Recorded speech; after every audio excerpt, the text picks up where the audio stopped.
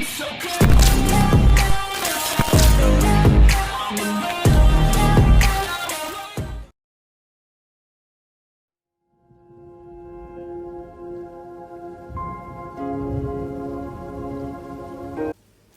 everyone, in this video we'll be talking about seizure disorder. So in Greek, seizure means to take possession of, है. So when we talk about seizure, in Greek it is called as to take possession of. अब हजुरहरूले सिजरको patient in case कुनै ward अथवा ओपिडीमा अथवा कहीँ पनि देख्नु भएको छ भने इन दोज पेसेन्टहरूमा चाहिँ के हुन्छ एबनर्मल बडी मुभमेन्ट्सहरू हुनसक्छ. नट अन्ली बडी मुभमेन्ट्सहरू एबनर्मल भएर त्यसलाई सिजर भन्ने हो. सिजर भनेको abnormal electrical discharge from the brain हो क्या. त्यसको मोटर कम्पोनेन्टलाई चाहिँ हामी के भन्छौँ when it manifest as motor डिस्चार्जहरू एबनर्मल मोटर मुभमेन्ट्सहरू भयो भने त्यसलाई हामी कन्भल्जन्स भनेर भन्छौँ. तर not all seizure are having motor manifestation. Some might have sensory manifestation पनि हुनसक्छ. त्यो कन्डिसनमा चाहिँ सिजर भनेको not always we should associate scissors with motor manifestation. यो कुरा याद राख्नु पऱ्यो. यसमा चाहिँ हामी के देख्छौँ भने त्यो मान्छेहरू चाहिँ उनीहरू आफ्नै वशमा चाहिँ हुँदैनन् क्या. It feels as if the brain is in control of something है. So that means the word सकायर है. सो सकायर इन ग्रिक भनेको के हो to take position of which actually means seizures है. अनि सो सिजरको डेफिनेसन भने चाहिँ के हो त. सो सिजर भनेको it is a paroxysmal event which occurs due to hyper synchronous CNS discharges. यसको मतलब के बुझिन्छ भन्दाखेरि यो चाहिँ कहिले काहीँ हुने all of a sudden develop हुने. So paroxysmal event means it develops all of a sudden है. So this event is developing all of a sudden and this is occurring due to synchronous CNS discharges. So this event is occurring all of a sudden and it is occurring because of synchronous CNS discharges and that is occurring more than what it should occur. So त्यसलाई हामी के भन्छौँ seizure भन्छौँ. So seizure is a paroxysmal event which occurs due to hypersynchronous CNS discharge. So seizure it always originates from the cortex. As we know cortex को कतिवटा layer हुन्छ. There are roughly 6 layers of the cortex. It begins from the 5th layer, that is the pyramidal cell layer बाट begin हुन्छ. So when we talk about seizure, it is not the same thing about epilepsy. कति कन्डिसनहरूमा चाहिँ epilepsy भनेको त हामी के भनेर पढ्थ्यौँ भन्दाखेरि फार्माकोलोजीमा. So we use to study that epilepsy means the tendency to develop seizures again and again. So tendency to develop recurrent seizures भनेको चाहिँ इपिलेप्सी भनेर भन्थ्यो क्या. But it is not like that. It has a definition क्या. And if something fits in that definition will call it at epilepsy भनेर भन्छौँ. So there are 3 terminology that we just discuss. फर्स्टमा चाहिँ we shed होइन. So हामीले चाहिँ we have just discuss 3 terminology. त्यो टर्मिनोलोजीमा चाहिँ फर्स्ट टर्मिनोलोजी चाहिँ के थियो भन्दाखेरि we discuss about epilepsy we discuss about seizures होइन. सो सिजर्सहरू भन्ने हामी डिस्कस गऱ्यो. यो चाहिँ के हो सिन्क्रोनस सिएनएस डिस्चार्ज हो which is occurring more than the normal. So hyper synchronous CNS discharge कारणले जुन प्यारोक्सिजमल एक्टिभिटीहरू हामीले देखिरहेको which occurs in paroxysm that result into motor और non motor sensory manifestation that is known as seizures है. यही abnormal electrical activity कारण जुन मोटर म्यानिफेस्टेसन हामीले देख्थ्यौँ त्यसलाई चाहिँ हामी के भन्छौँ कन्भल्जन्स भनेर भन्थ्यौँ. If a person has a recurrent tendency to develop seizures है. अब यसको डेफिनेसन हेरौँ what that is known as epilepsy. Not just simply अब हामीले रिकरेन्ट टेन्डेन्सी टु डेभलप सिजर्सलाई एपिलेप्सी चाहिँ हामीले भन्न मिल्दैन. सो एपिलेप्सी भनेको चाहिँ के हो let us see the definition of epilepsy है.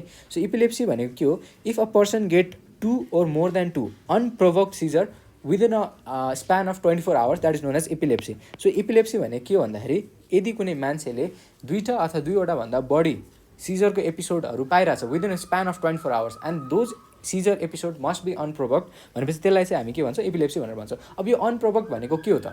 त्यसको लागि चाहिँ हामीलाई प्रोभोकिङ फ्याक्टरहरू के हुन्छ त सिजरको त्यसको थाहा हुनुपर्छ. एउटा मोटामोटी गेटिङ अ रफ आइडिया होइन. सो के हुन्छ भने what are the provoking factor. जस्तै कुनै एउटा डायबेटिक पेसेन्ट थियो हि वाज अन इन्सुलिन होइन. उसले चाहिँ के गर्यो भन्दाखेरि बिहान अलिकति चाँडै ब्रेकफास्ट लियो without even taking insulin. So he thought that अब मेरो ब्लड ग्लुकोज एकदम हाई हुन्छ. So he overdose himself with insulin के. सो यदि कसैले हाइपोग्लाइसिमिया डेभलप भयो ड्यू टु इन्सुलिन ओभरडोज अथवा ड्यू टु अल्कोहलको कारणले हुनसक्छ अथवा जे कारणले नि हुनसक्छ. So one of the condition is hypoglycaemia. अर्को कन्डिसन के हुन्छ हाइपोनाट्रिमिया जस कारण चाहिँ सेरेब्रल इडिमा हुन्छ. दिस अल फ्याक्टर्स जस कारणले चाहिँ के हुन्छ ब्रेनमा एबनर्मल इलेक्ट्रिकल एक्टिभिटी हुन्छ.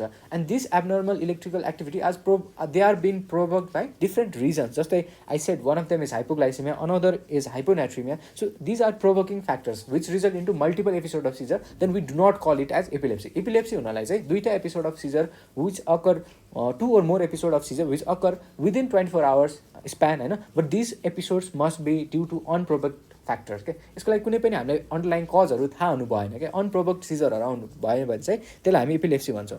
अथवा देयर इज अनदर डेफिनेसन जसमा चाहिँ even if a person get 1 episode of unprovoked seizure है with a 60% risk of recurrence भनेपछि over a period of 10 years त्यसलाई पनि हामी एपिलेप्सी भन्छौँ. सो एपिलेप्सीमा If a person is getting 2 or more than 2 episodes of seizure over a span of 24 hours, that is called as seizure, है. And that seizure episode should be unprovoked. अर्को कुरा चाहिँ के हो, even if a person get 1 episode of seizure, है, but with a residual risk of getting seizure in the coming years of 10, है, roughly about 10 years मा उसको 60% chance of developing recurrence छ भने त्यसलाई पनि हामी epilepsy मै consider गर्छौँ क्या. So not every recurrent seizure is known as epilepsy. So epilepsy को क्राइटेरियाहरू फिल हुनुपर्छ है. अब let us talk about classification of seizures. अब classification of seizure को बारेमा हेरौँ है. So usually के हुन्छ भन्दाखेरि seizure किन हुने हो त है. So seizure किन हुने पहिला त्यसको बारेमा हेरौँ. So U भनेको चाहिँ हाम्रो एउटा सेल हो. यो सेल चाहिँ रफली मैले एउटा स्क्वायरले रिप्रेजेन्ट गरेको छु. यो सेलमा हाम्रो क्याल्सियम च्यानलहरू छन्. यो क्याल्सियम च्यानलहरूले जब पनि के हुन्छ एउटा excitatory neurotransmitter, for example glutamate is an excitatory neurotransmitter. उसले चाहिँ के गर्छ भने यो calcium channel, specially it can be NMDA type subtype of calcium channel, यसलाई उसले एक्टिभेट गर्छ. एक्टिभेट हुने बित्तिकै यसको कारणले चाहिँ there is influx of calcium within the cell. यो इन्फ्लक्स अफ क्याल्सियमले सेलको रेस्टिङ मेम्ब्रेन पोटेन्सियलबाट थ्रेसोल्ड पोटेन्सियल क्रस गराउँछ. As the cell crosses the threshold potential, it will activate the voltage sensitive sodium channel, and due to the activation of voltage sensitive sodium channel there will be increased influx of sodium within the cell. अब के भयो भन्दाखेरि sale भित्र सोडियमको influx बढी भयो भनेपछि सेलको normal resting potential चाहिँ नेगेटिभमा थियो. वेराज अब चाहिँ सेलभित्र के भइरहेछ, क्याल्सियम र स्पेसली सोडियमको कारणले चाहिँ सेलमा इन्फ्लक्स भएको कारणले the cell is getting depolarize. अनि यो डिपोलाइज सेलले के गर्छ, the neurons will activate and the action potential will be carried through the axons है. अनि त्यसको कारण चाहिँ यो मान्छेमा के हुन्छ, सिन्क्रोनाइज डिस्चार्ज कारण चाहिँ सिजर एन्ड कन्भल्जनहरू डेभलप हुनसक्छ. अब यसको मतलब के हो त, हामीलाई हाम्रो बडीमा त glutamate is every time it is being active. यसको मतलब यो त होइन नि we are getting seizures every now and then, त्यस्तो त केही भइरहेको छैन. यस, because glutamate यसको activity it is kept in charge by another neurotransmitter and that is a inhibited neurotransmitter call as GABA है. सो ग्लुटामेटको activity it is being kept in check with GABA है. So GABA is an inhibited neurotransmitter. Whenever it is being stimulated it will activate the chloride channels. अनि यो chloride च्यानलले के गर्छ भने सेलभित्र क्लोराइडको influx गराउँछ. अनि यो due to the influx of chloride it will again take the cell potential to negative के, जस कारण चाहिँ सेलको एक्साइटेबिलिटीलाई यसले कन्ट्रोलमा राख्छ क्या. So in our day to day life है हाम्रो न्युरोन्सहरू they are in control of excitatory as well as inhibited neurotransmitter. That is they are in control of glutamate as well as GABA. ठिक छ, यो कुरा बुझ्नु पऱ्यो क्या. So normally in a neuron glutamate will activate NMDA receptor जसले calcium influx गराउँछ.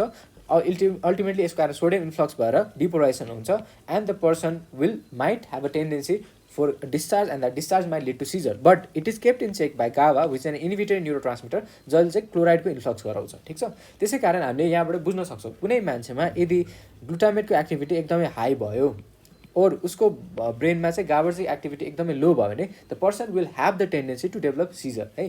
त्यसै कारणले चाहिँ in patient with seizure what we can do is that we can block the sodium channel और we can block the calcium channel. अब sodium र calcium च्यानललाई नै ब्लक गरिदियो भने के हुन्छ, त्यो उसको एक्सन पोटेन्सियललाई हामीले लोवर डाउन गरिदिन्छौँ जसको कारणले चाहिँ ब्रेनको एक्साइटेबिलिटी कम हुन्छ. कम भयो भने के हुन्छ, we are able to prevent the seizure and that is our motto है. ठिक छ, so during seizure glutaminergic activity बढाइ हुन्छ अनि गाबाको एक्टिभिटीहरू चाहिँ घटाइ हुन्छ. ठिक छ, अब यही कन्सेप्टबाट जाँदाखेरि मैले अघि भर्खर प्रोभोक्ड सिजरमा एउटा फ्याक्टर इज हाइपोनाइट्रिमिया भनेर भनेको थिएँ. अब के छ, यो सेल भयो होइन, यो सेलमा चाहिँ हामी के देखिरहेको छ भन्दाखेरि इनकेस हाइपोनाइट्रिमियामा के हुन्छ, एक्स्ट्रा सेलुलर फ्लुइडमा सोडियमको लेभल कम छ. सो ब्लड और एक्स्ट्रा सेलुलर फ्लुइडमा the level of sodium is less, that means हाइपोनाइट्रिमिया.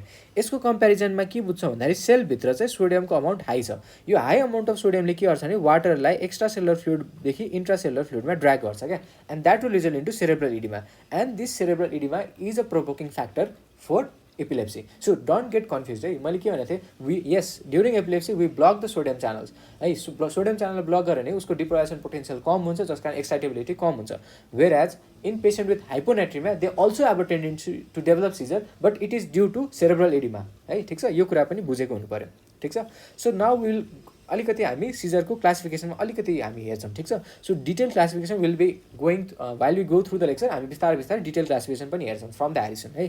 तर अहिलेलाई जस्ट बुझ्नलाई चाहिँ हामीले के बुझ्नु पऱ्यो, seizure disorder can be classified as 2 disorder है.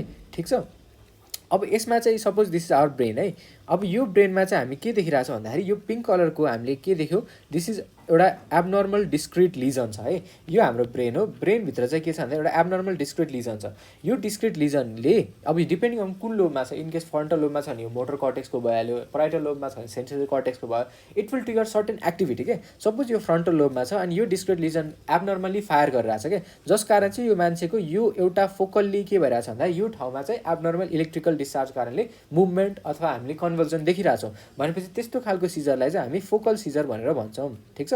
फोकल सिजरलाई पहिला it used to be called as partial seizure. ठिक छ। So a discrete lesion in the cortex will send signal to the body part where it is supplying and that will result into localized seizure activity. This localized seizure activity is known as focal seizures. ठिक छ। अब हामी अर्को diagram हेर्छौँ। अर्को डायग्राममा चाहिँ हामी के देखिरहेको छौँ भने ब्रेनमा मल्टिपल एरियामा लिजनहरू छ, जस कारण चाहिँ हाम्रो ब्रेनमा एउटा डिस्क्रिट लिजन भन्दा पनि there is a diffuse lesion in the brain. अब because of this diffuse lesion in the brain, हेर कति डिफ्युज। अब यो डिफ्युज लिजन चाहिँ के कारणले हुनसक्छ त है। अब ब्रेनभरि नै ड्यामेज भइरहेछ भने इट क्यान, एउटा जेनरलाइज कुरा भयो कि यो जेनरलाइज कुरा, it can happen due to metabolic insult to brain है, it can happen due to drugs, it can happen due to toxins है। सो यो सब कुराहरूले चाहिँ के हुन्छ भन्दाखेरि ब्रेनलाई as a whole it can result into triggers in the brain, अनि जस कारण चाहिँ there is diffuse activity that occurs in the neurons across the brain and that will result into generalise activity है। सो हामीले के देखिरहेको छौँ, यो मान्छेको थ्रु आउट द बडीमा एक्टिभिटीहरू देयर क्यान बी नोटेड के। So the whole body will show seizure activity and that sort of seizure is known as generalize seizure. ठिक छ। So we have classified seizure based on the activity of the brain into two forms. One of them is known as focal seizure, another is known as generalize seizure है। ठिक छ। So defuse discrete लिजनमा त के हुनसक्छ, discrete lesion can be ischaemic हुनसक्छ, it can be due to tumour, it can be due to inflammation, it can be due to certain foreign particles like neurocysticercosis, यिनीहरू सबै discrete लिजनहरूले पनि seizure गराउन सक्छ। So we have seen that है।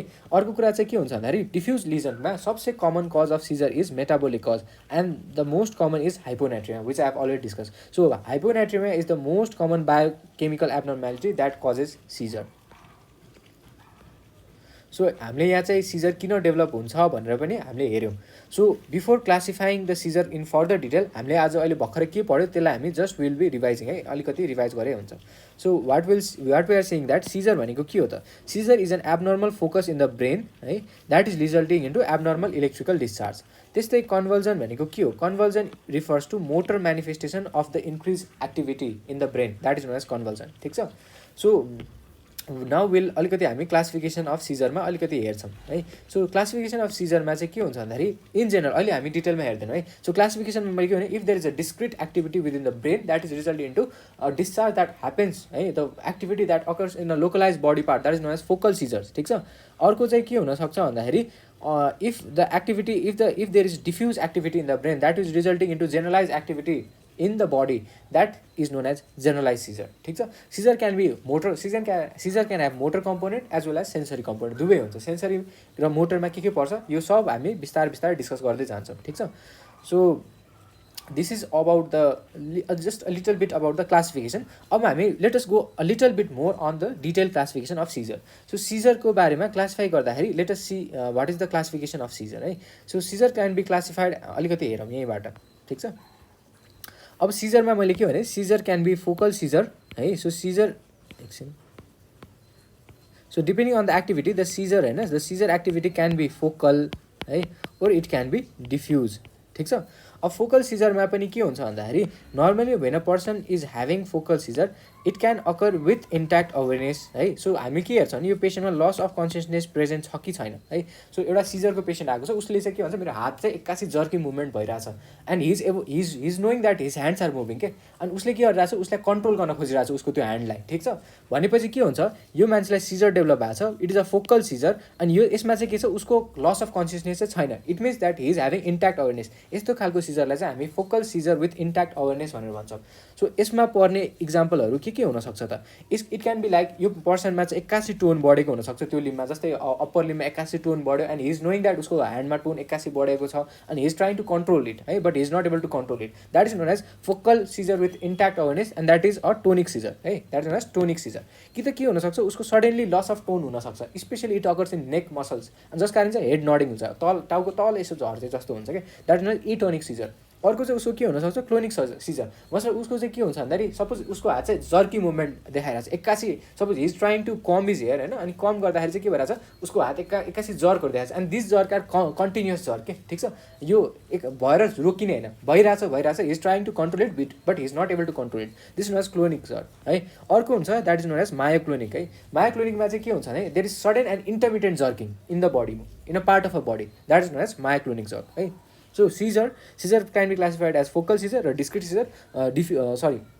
Focal seizure or generalized seizure. Focal seizure can be classified further with or without loss of consciousness. In case if loss of consciousness is not present, that means the person is well oriented to time, place and person and he is having certain activities, then that is known as focal seizure with intact awareness. यसमा चाहिँ it can be tonic, it can be atonic, it can be clonic or it can be myoclonic. त्यस्तै focal seizure मा loss of consciousness चाहिँ present हुन्छ. It means that he is not oriented to time place and person. यस्तो सिजरलाई चाहिँ focal seizure with impaired awareness भनेर भन्छौँ। अब यो इम्पेयर्ड अवेरनेसमा चाहिँ के हुन्छ भन्दाखेरि ऊ तिमीसँग कुरा गरेर हुन्छ अनि उसको सडनली के हुन्छ एक्कासी हातमा एक्कासी टोन बढाइ हुन्छ he is not recognizing it तर उसको साथीले त्यो रेकग्नाइज गरेर उसलाई भनिरहेको हुन्छ क्या at that time the person is still unconscious मतलब उसलाई चाहिँ अलिक कन्फ्युज स्टेटमा छ भनेपछि त्यस्तो सिजरलाई चाहिँ focal seizure with impaired awareness भनेर भन्छौँ। So focal seizure with impaired awareness can be also tonic clonic atonic र मायोक्लोनिक यो पनि चारवटा किसिमको हुन्छ ठिक छ। So just now what we have seen is focal seizure होइन। सो फोकल सिजर क्लासिफिकेसनमा चाहिँ focal seizure can occur with intact awareness or it can be without intact awareness.